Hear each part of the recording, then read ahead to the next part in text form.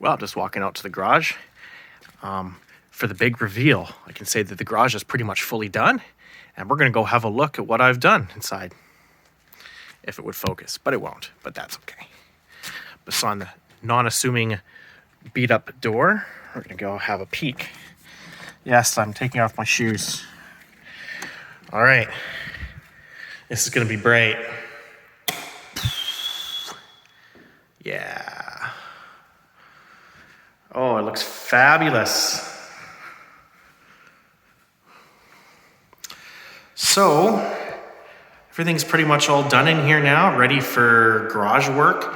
I'm going to wait a little bit more for the epoxy floor to fully cure before I start moving heavy things and stuff in here. But for now, I can walk around in the bare feet fairly safely and have a look at everything that I've accomplished over the last year and a bit. So put the overhead door and everything back on and installed all my lighting. And there's much lighting, many lumens.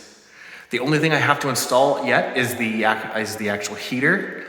I do have the thermostat mounted for it just over there. I just got to put the heater on. I don't know exactly what I'm going to get yet, but I'm thinking about a 5,000 watt typical heater. And in addition to the standard, the redo of the actual walls and stuff like that, I decided to actually do a little bit of extra. I'll go right down to the floor level. And I actually installed a cove around the whole garage. So that's obviously being mortared and then obviously mortared into the concrete floor. So this is a seamless transition between the concrete and the wall so that there's no possible way for water to ever infiltrate the building if I decide I want to pressure wash this floor or wash a car in here or more than likely spill a lot of antifreeze someday or whatever. I'm covered. I don't have to worry about fluids getting into my nice drywall. In addition to that safety margin here of the 4 inches of the cove, I have concrete board installed to about that height. So obviously it's being completely mudded into the drywall. You can't tell that it's there, but the first basically 3 feet is all concrete board. So even if water somehow miraculously gets behind here, it's concrete board anyway, so it's not going to affect anything. So that's also a plus.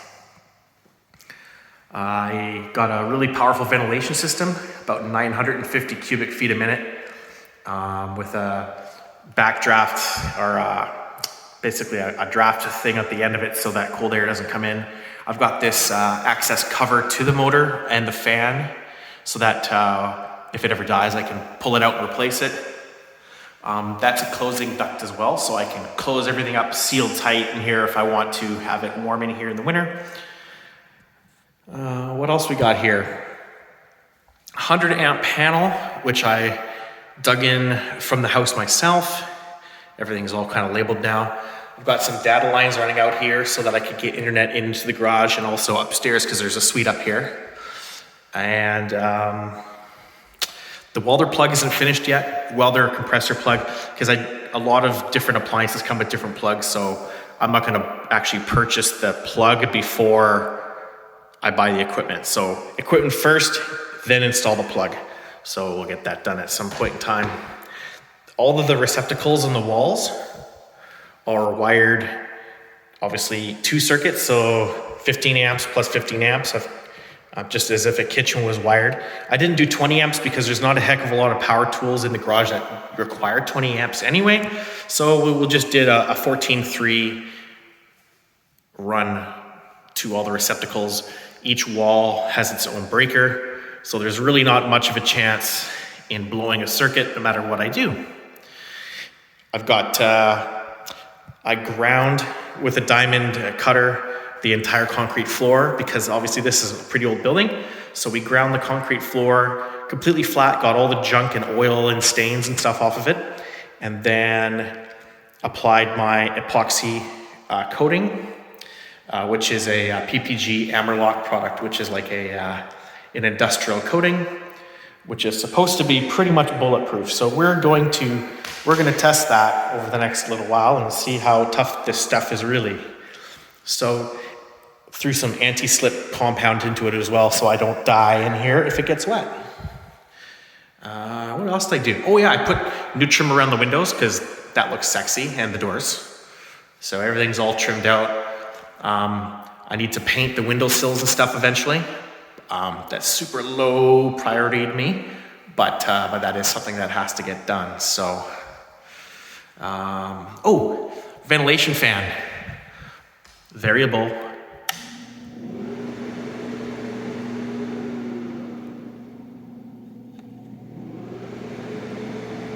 See, it pulls the door open when I turn it on because it moves a lot of air. So if that door's shut and I turn on the fan, it almost tears off the overhead door. So you got to always have something open when you run that fan, or else bad things will probably happen.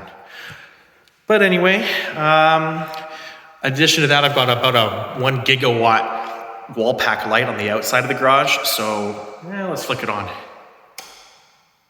Yeah, and it's completely pitch black outside, but take it from me, it's extremely bright. So if I'm ever working on cars outside, I am definitely covered. So anyway, yeah, there she is, finally all done and ready to go. I gotta wait a couple weeks probably until I start moving really heavy things in here. And we'll get the heater and stuff on its way since winter is coming ever so slowly. So yeah.